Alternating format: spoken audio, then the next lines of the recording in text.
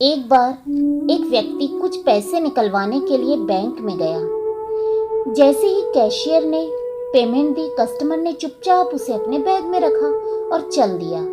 उसने 1,40,000 रुपए निकलवाए थे, पर उसे पता था कि कैशियर ने गलती से उसे 1,40,000 रुपए देने के बजाय 1,60,000 रुपए दे दिए।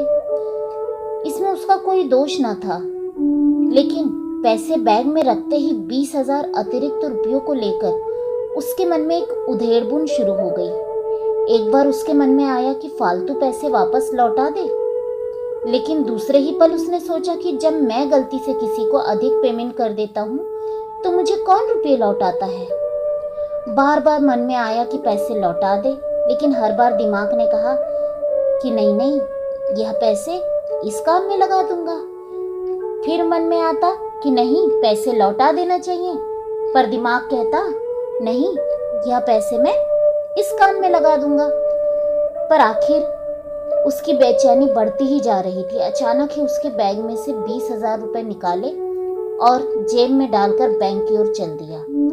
उसकी बेचैनी और तनाव कम होने लगा। जैसे जैसे वो बैंक की तरफ जा रहा था, उसका तनाव और कम होते जा रहा था।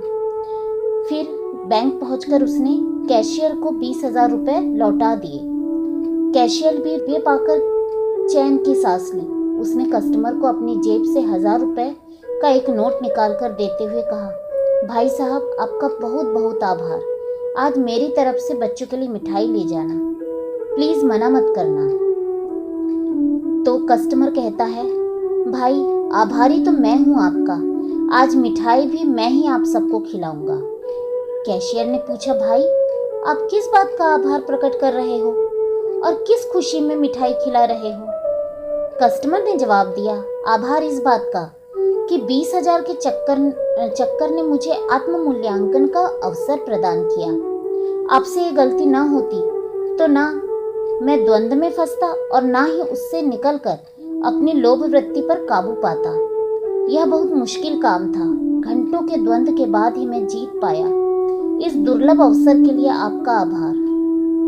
फ्रेंड्स, अपने लोभ पर काबू पाना और कोई सामान्य बात नहीं।